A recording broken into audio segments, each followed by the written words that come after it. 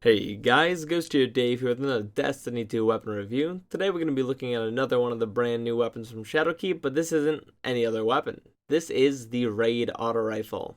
We went into the Garden of Salvation, and on my second run I was lucky enough to pull it. I knew going into it there was a Raid Auto, and I was incredibly excited for it. Luckily I was able to get it on my second run, and it is the Reckless Oracle.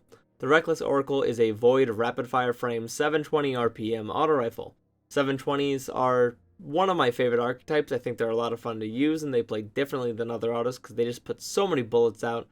But we got Arrowhead and Chambered Compensator, kind of got shafted on the barrel. We're rocking Arrowhead. I got High Cal and Light Mag. I'm actually rocking Light Mag because the amount of flinch that High Cal adds is actually so minuscule on a 720. It's not bad by any means because it increases range. Our first trait is going to be Mulligan, which shots missed have a chance to be immediately refunded, and with 50 bullets I consistently have actually around 60 bullets if I'm missing all my shots. And then our last trait is going to be Demolitionist. Demolitionist is one of my absolute favorite traits here in Destiny 2 because kills with this weapon give you a portion of a grenade back, and throwing your grenade reloads the gun. On top of Mulligan, we pretty much have more bullets than we could ever ask for. So obviously, as I mentioned, the way you go about getting this gun is by doing the Garden of Salvation raid. The Garden of Salvation is Shadowkeep's raid that you launch to from the moon, and it takes place in the Black Garden. I highly recommend you do so even if you don't specifically want this auto rifle, because the raid is visually stunning, it is an absolute blast, and I had a great time running it both times. I also would like to mention that across 2 runs, about 4 of us got the auto rifle from the second encounter. So I don't know if it can drop from the other chests. I assume it can, however it definitely seems to have a higher chance from the second encounter. I know personally I am going to be doing the raid each week trying to get a better roll of this thing. I don't have a bad roll by any means, but there are definitely better rolls.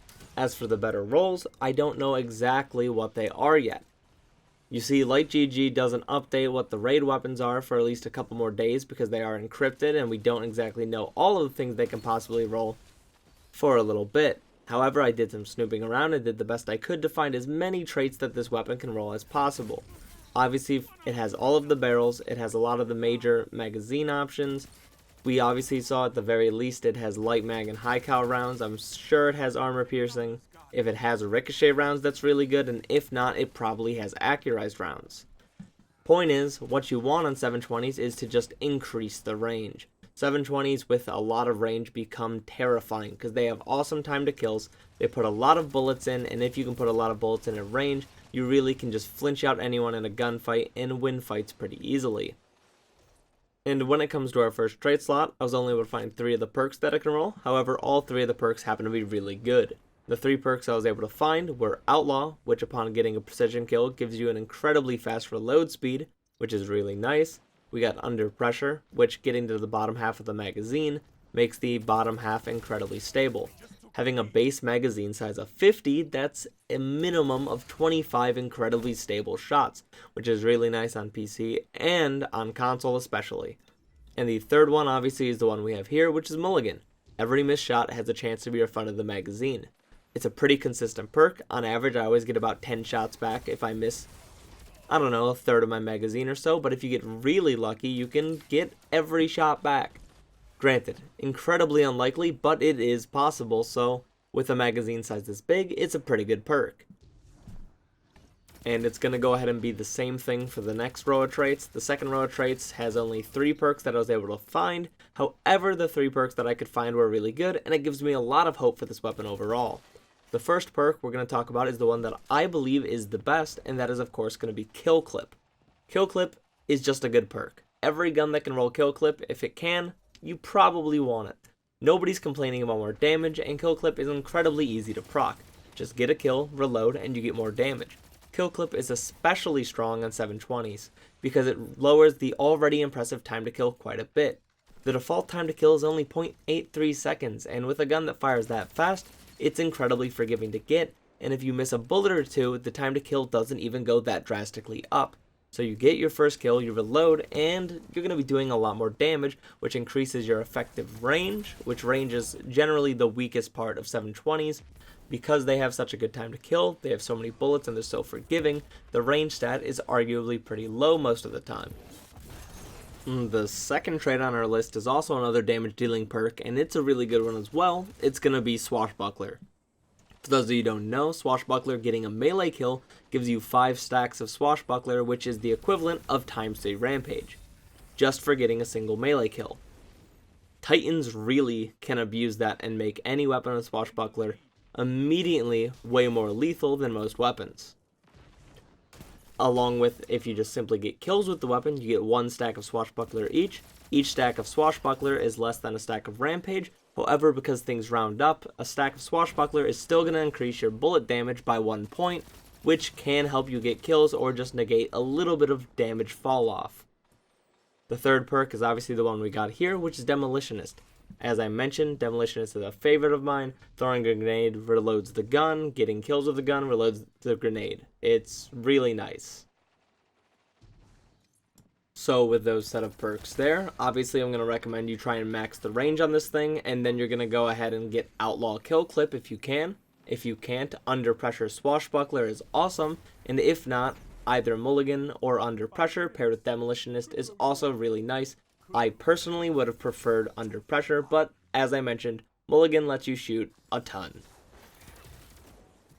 And let me clarify once more, these are probably not all of the traits. These are simply the ones that I was able to find that people had posted they had gotten online, along with the one that I had gotten. So there are probably more traits, which means there's more awesome rolls to be had. So if you did the Garden of Salvation raid and you got a Reckless Oracle dropped with a different roll than any of the traits that I've mentioned here, feel free to leave that comment down below to help inform others and myself. So now that we talked about all the rolls we know this weapon can get, let's talk about how I feel about the Reckless Oracle. I have to start off by saying that I'm kind of biased. I love auto rifles, I love void weapons, and I'm kind of in a honeymoon phase with 720 RPMs. Obviously, the only one we had before this was Valakadin, and I never got a good one until 1 week before Shadowkeep. And I immediately loved it so much that it had to go on my top 10 auto rifles before Shadowkeep list. Obviously, now that we're in Shadowkeep, it's shaken up a bit because the Reckless Oracle was a really good feeling weapon. It felt different than the Valakadin, even though they're both 720s. It still felt just as lethal, but it just felt kind of different. Across the board, I believe its stats are just directly better than Valakadin. If not, overall, at least the range is better, and some of the other stats like handling and reload speed are probably better. Reload speed only matters so much. Obviously, rapid fire frames, when they're out of ammo, have it increased reload speed naturally. Obviously, with Outlaw and stuff like that, doesn't really matter as much. But the point is, the base stats of the Reckless Oracle are better than the base stats of the Valakadin. The gun is incredibly sleek. When you're looking down sights on the weapon, it does not take up very much of your screen whatsoever, which is a running theme with a lot of these raid weapons, which I really like. Having more view allows you to see enemies who you might not see in a blind spot if you are holding a big clunky gun. Along with the sight is very open, it's very clean, and it's got a very nice reticle. It's not exactly a red dot. I mean, I guess it's a dot, but it's technically a very small square. It allows you to be incredibly precise and track heads very easily.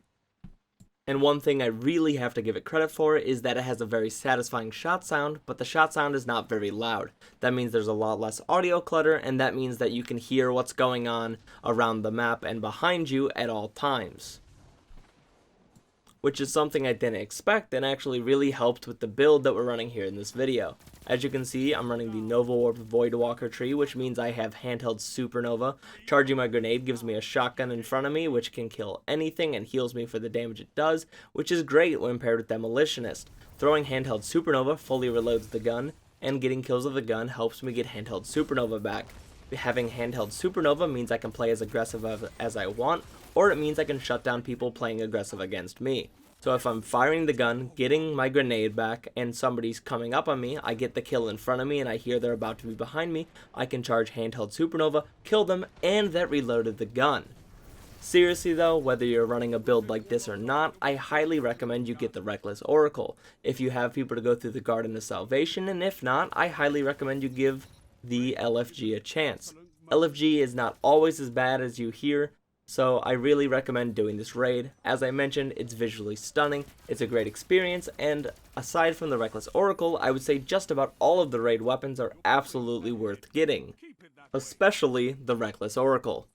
Anyways, if this video helped you or you happen to like the gameplay, feel free to like, comment, subscribe, share the video with your friends, do whatever you want. Follow me on any of my social media, especially check me out on Twitch TV/GhostTierDave, where I streamed the Raid Day 1 and Raid Day 2 to get some of these weapons. Anyways, as always, have a great day.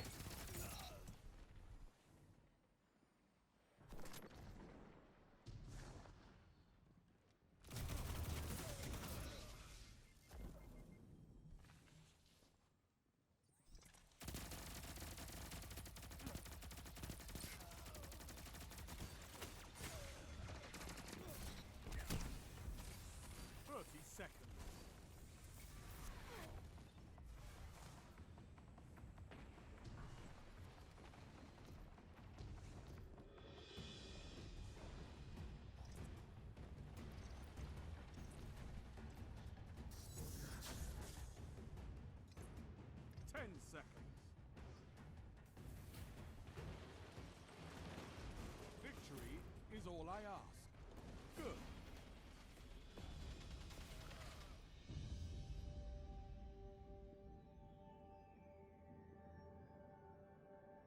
No regrets on that one. Well fought.